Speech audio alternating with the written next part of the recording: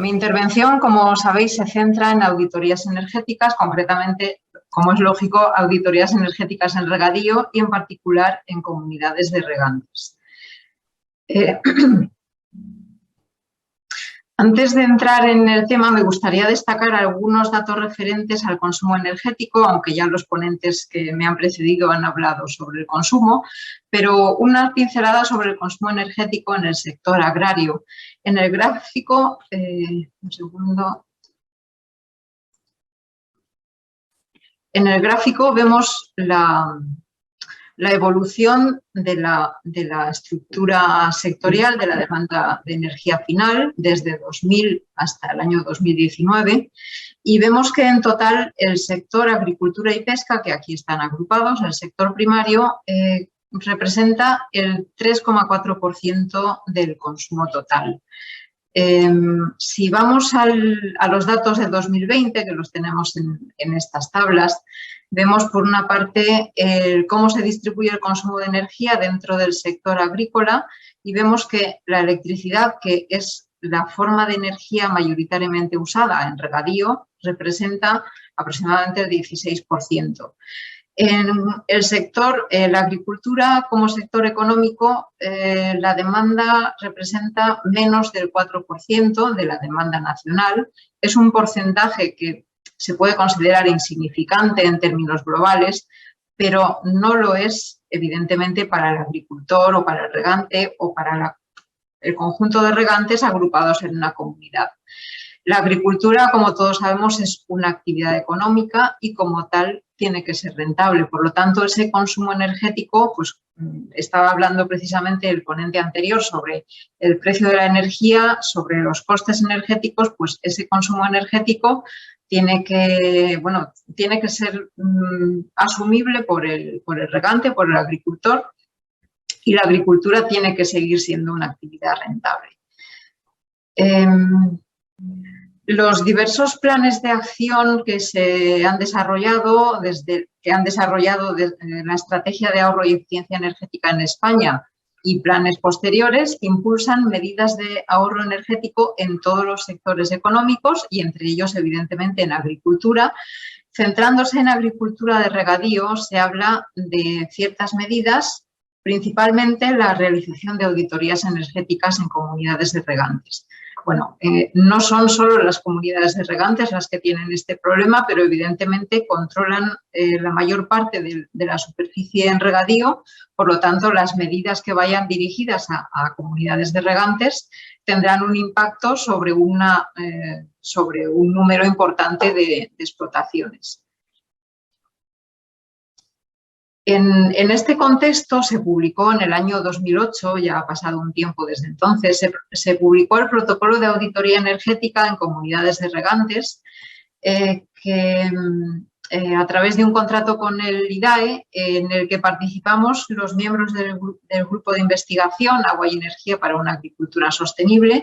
Participamos todos los miembros, aunque no todos, desgraciadamente, aparecemos en los créditos. Y bien, en este protocolo definíamos los requisitos que se deben cumplir en la realización de una auditoría energética y es en lo que me voy a centrar. A partir de ahora, los objetivos de las auditorías son, en primer lugar, analizar la eficiencia energética del sistema de riego, determinando los puntos críticos de consumo y detectando ineficiencias en el sistema. A continuación, calificar energéticamente la comunidad de regantes a través de apoyándonos en determinados indicadores, que haremos referencia a ellos más adelante. Lo más importante desde mi punto de vista, proponer medidas de ahorro energético, es decir, no se trata solo de examinar, no estamos examinando a ver si están haciendo las cosas mejor o peor, sino estamos analizando para ver qué cosas se pueden mejorar, qué aspectos, qué procesos o qué equipos se pueden mejorar para llegar a un ahorro energético más bajo.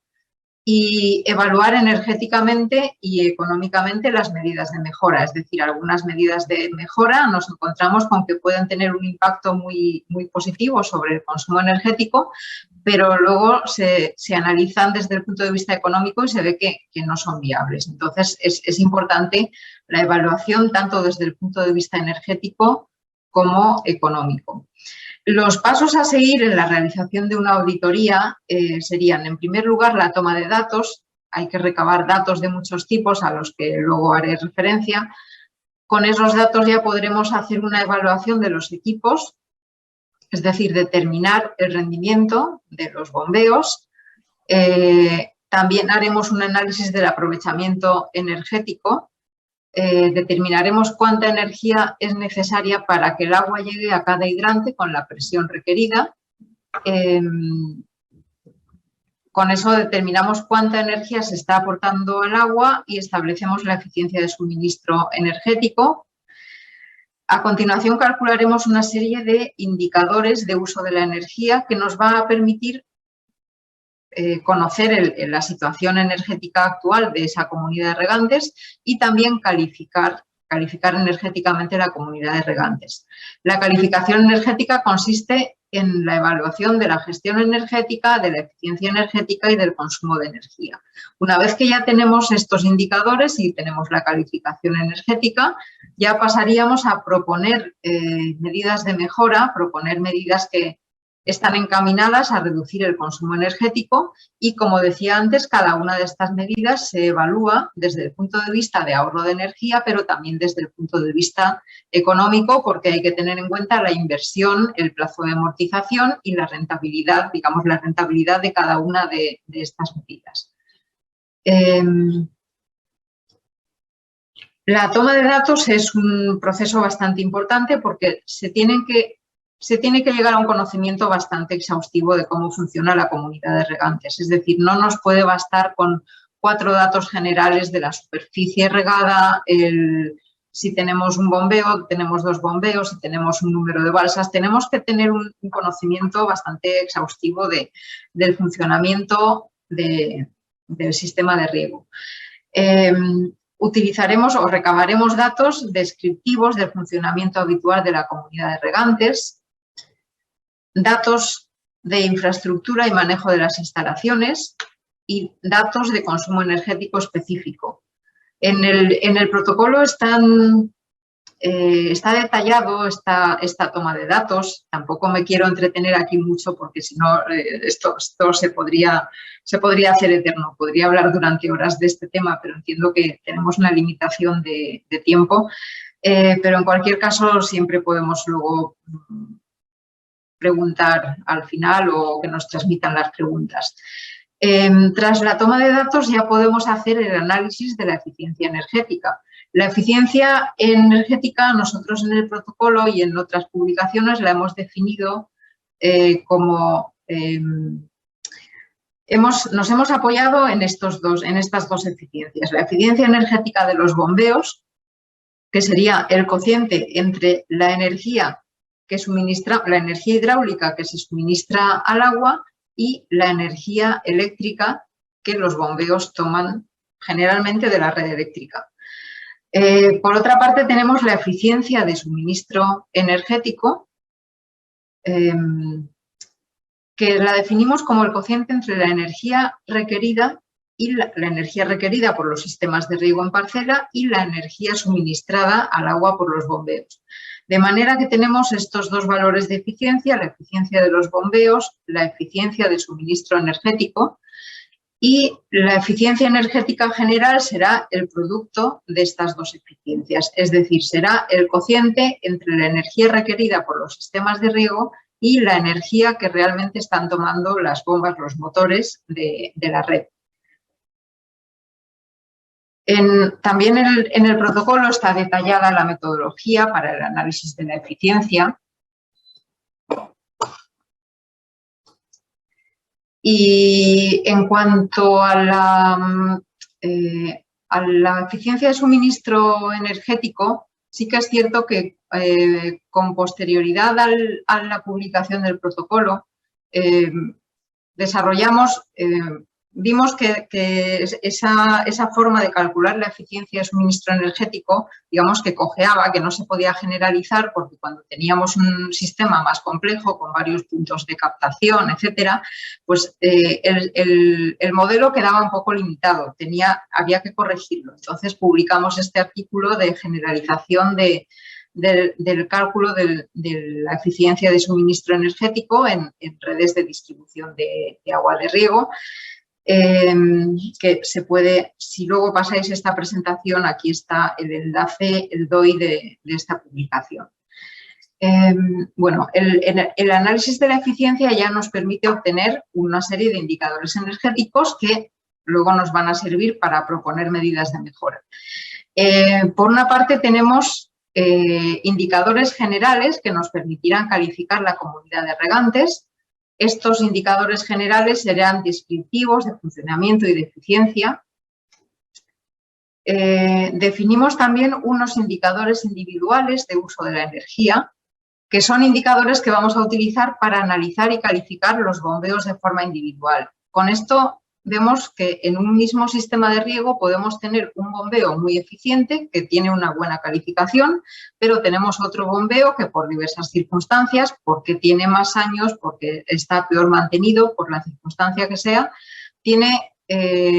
la bomba no está trabajando en su punto óptimo, por ejemplo, y tiene un rendimiento más bajo. Bueno, pues también es interesante conocer esos indicadores individuales que nos van a permitir comparar unos sistemas con otros, comparar unos bombeos con otros o atacar los bombeos en los que tenemos más problemas, porque encontramos unos valores peores de los indicadores.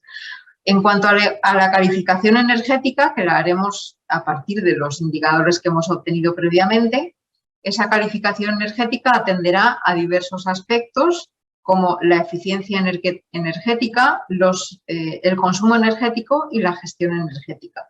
También podemos hacer la calificación de los bombeos individuales para calificar cada uno de los bombeos en función de los valores que hayamos obtenido en este estudio.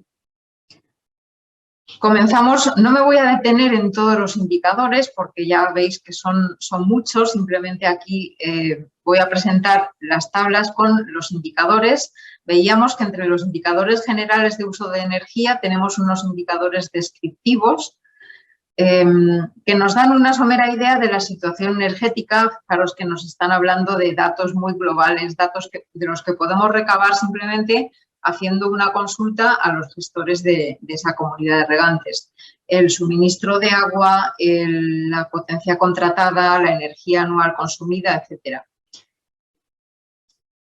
Los indicadores de funcionamiento, también hay un buen número de indicadores de funcionamiento. Estos ya son relaciones entre potencias, energías, costes, etcétera, respecto a la superficie, respecto al volumen de agua de riego. Estos ya nos dan una información algo más profunda, algo más relevante que los indicadores de tipo descriptivo, porque nos permiten establecer comparaciones entre comunidades de regantes o comparaciones entre distintos sectores, entre distintos bombeos. Y yo me fijaría sobre todo en este que yo considero que es lo considero el más importante de los indicadores, la energía específica o la energía por volumen de agua de riego que entra al sistema, kilovatios hora por metro cúbico. Ese sí que nos permite comparar, no solo comparar sectores de riego o comparar unas comunidades con otras, unos sistemas con otros, sino también seguir la evolución a lo largo del tiempo. Por ejemplo, si yo ahora me encuentro con que tenemos 1,8 kilovatios hora por metro cúbico cuando el año pasado teníamos 1,5, bueno, pues ¿qué está pasando? Eso sí que es preocupante. El que hayamos consumido más o menos energía puede ser indicativo de que este año hemos regado más porque hemos tenido más dotación o porque las condiciones meteorológicas lo han demandado, pero el kilovatio hora por metro cúbico, eso sí que nos da una información más relevante. Otros indicadores que luego nos van a permitir tener información también muy útil son el índice de dependencia energética, que representa el porcentaje de agua bombeada frente al total de agua que entra en la comunidad de regantes, y el índice de carga energética, que representa la altura manométrica media suministrada por los bombeos, incluyendo los puntos de suministro que no precisan bombeo. Por último, los indicadores de eficiencia son los que nos permiten analizar el aprovechamiento de energía en la comunidad de regantes y son los que veíamos antes en ese gráfico, donde teníamos a la izquierda la eficiencia energética de los bombeos, la eficiencia de suministro energético a la derecha y, por último, la eficiencia energética general de la comunidad de regantes como producto de los dos anteriores. Por otra parte, tenemos los indicadores individuales de uso de la energía, que son, por una parte, indicadores de potencia y también tenemos indicadores de energía. Los indicadores de potencia nos permiten, por ejemplo, comparar las potencias contratadas con las potencias demandadas en cada una de las estaciones de bombeo, en cada uno de los contratos eléctricos. Para determinar estos indicadores necesitamos instalar analizadores de redes eléctricas, comparar valores medidos con los que figuran en las facturas.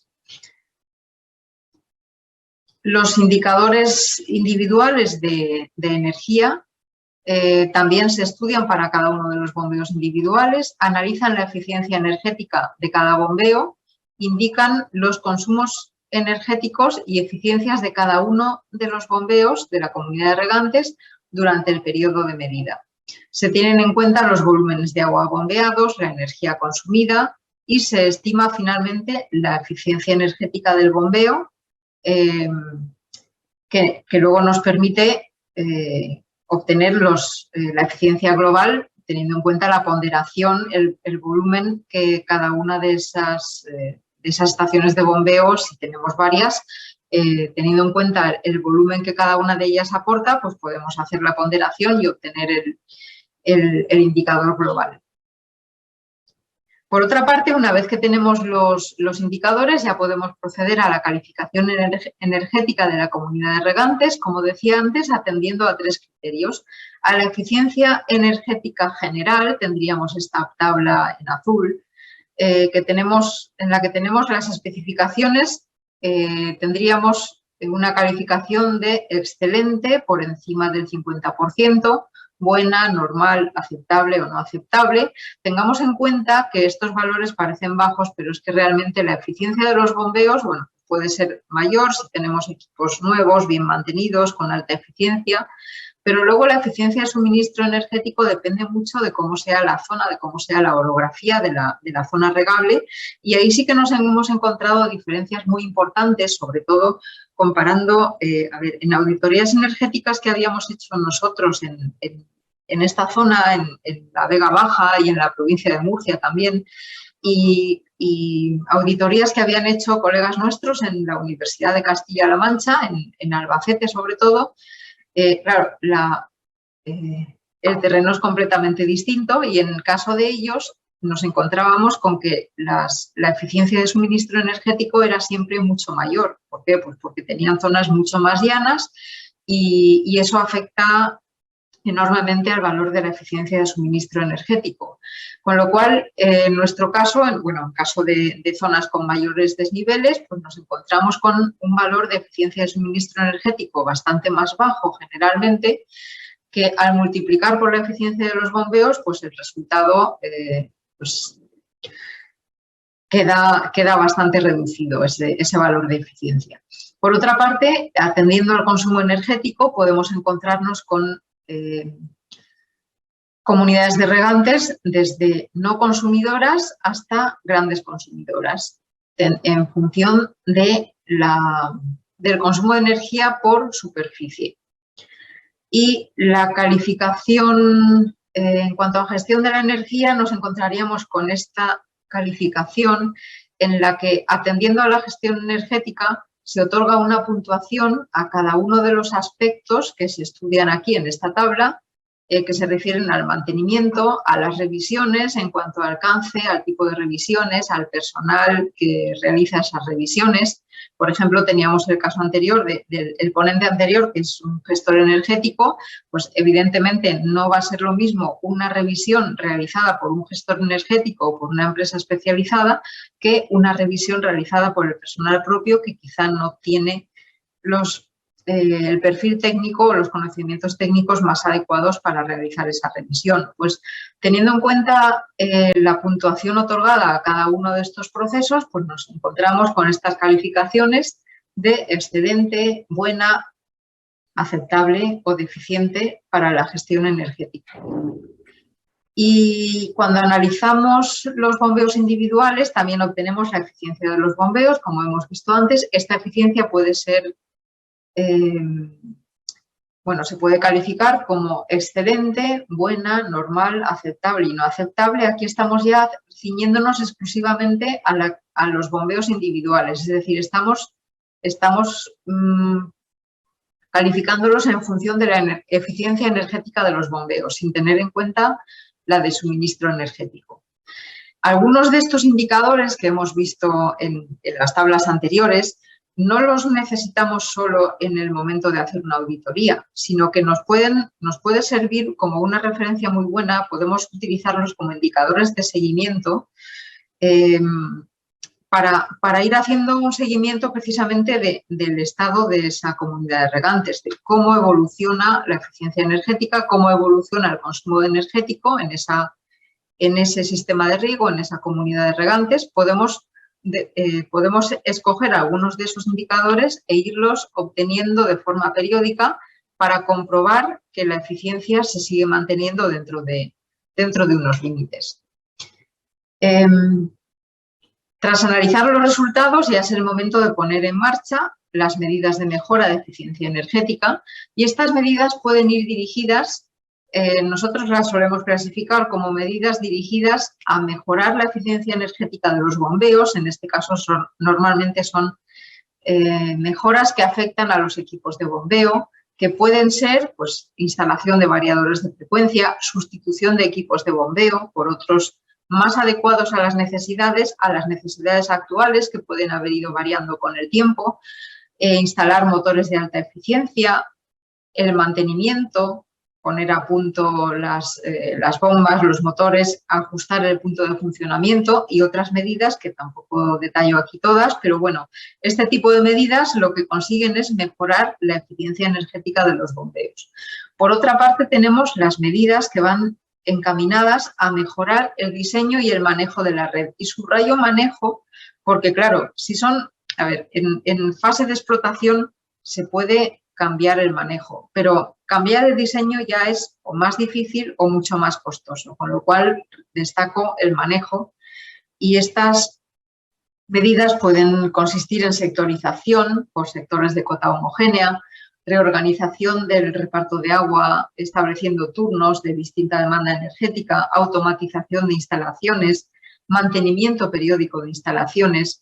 Bueno, pues tenemos una serie de medidas que generalmente van a influir en que esta eficiencia de suministro energético sea mayor, sea más alta, por lo tanto la eficiencia global será más alta. También esta eficiencia de suministro energético puede determinar que tengamos menos necesidades de aporte de energía a través de los bombeos, con lo cual también podemos ajustar el funcionamiento de los bombeos y vamos a tener un menor consumo, por lo tanto probablemente una mayor eficiencia en los equipos de bombeo. Y bueno, tampoco hay que olvidar las las mejoras en la contratación de energía, tema del que estaba hablando el ponente anterior, muy interesante desde luego y muy de actualidad, por supuesto. En este punto yo suelo ser un poco crítica porque, a ver, estas medidas evidentemente son importantes. Ya estaba diciendo antes que una de las cosas que tenemos que tener siempre en cuenta es que la agricultura tiene que ser una actividad rentable. O sea, dentro de que es una actividad económica, evidentemente tenemos que buscar siempre la rentabilidad de las explotaciones. Y cualquier medida que vaya encaminada a reducir los costes va a ir en ese sentido. Pero soy crítica, decía, en el sentido de que no son medidas de ahorro energético. Evidentemente son importantes, es muy importante conseguir una energía más barata, conseguir pagar menos por la energía, pero como decía Luis María antes, la energía más barata es la que no se consume. Por lo tanto, esas medidas consisten en optimizar, esas medidas pueden consistir, por ejemplo, en optimizar la potencia contratada o en desplazar el consumo a horas valle. A fin de cuentas, no estamos reduciendo el consumo de energía, pero sí estamos reduciendo el coste de esa energía. Una vez que ya hemos analizado los resultados, hemos visto qué medidas podíamos poner en marcha, tenemos que hacer una valoración de esas medidas. Entonces, para hacer una valoración energética es importante, tenemos que tener en cuenta, por una parte, si las mejoras que estamos proponiendo afectan a los equipos de bombeo, tendríamos una tabla como la que vemos aquí a la izquierda, equipos o procesos afectados, pues por ejemplo, sustitución de la bomba tal por otra de otras características. Pues compararíamos la potencia que demanda la bomba actual con la que demandará la bomba que vamos a instalar, comparamos el consumo anual con una y con otra y tendríamos el ahorro energético bruto. En el caso de que estemos hablando de medidas que afectan al diseño o al manejo, sobre todo al manejo, tendríamos una tabla como la que vemos aquí a la derecha, eficiencia energética actual, o sea, descripción de la mejora, eficiencia energética actual, eficiencia prevista, consumo actual, consumo previsto y finalmente el ahorro energético bruto. Una vez que tenemos estos ahorros energéticos determinados, pues ya pasaríamos a calcular la disminución de costes energéticos. Alguna de las medidas puede llevar implícito un aumento de costes de mantenimiento que tenemos que tener en cuenta. El ahorro económico actual lo determinaremos a partir de estos datos que hemos ido poniendo aquí. El ahorro económico anual, el coste de inversión. Ese coste de inversión ya determinará si tenemos un plazo de amortización más largo o más corto. En algunas ocasiones, nosotros, por ejemplo, en la auditoría energética nos encontramos con que teníamos una serie de medidas, cada una de ellas, en función del tipo de medidas, podemos catalogarlas como más o menos rentables, como más o menos con plazos de amortización más o menos cortos, pero había alguna de esas medidas que la consideramos inviable porque el plazo de amortización era más de 100 años. Con lo cual, evidentemente, iba a reducir el consumo energético, pero la viabilidad económica pues quedaba... no nos salían los números, no nos salían las cuentas. Hablaba de la clasificación de las medidas, podemos... Consuelo, perdona, te quería pedir si podías ir finalizando porque estamos un poco fuera de tiempo. De acuerdo. Gracias. Vale. Bueno, pues simplemente indicar, como decía, que hay medidas de alta rentabilidad que apenas tienen coste de inversión o que el coste de inversión es nulo directamente, las que afectan a manejo.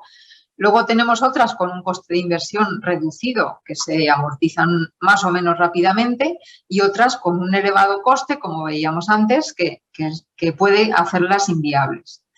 Vamos a ver, voy a ir un poquito más rápido, me voy a saltar cosas porque ya me quedo con la conclusión. Vamos a ver.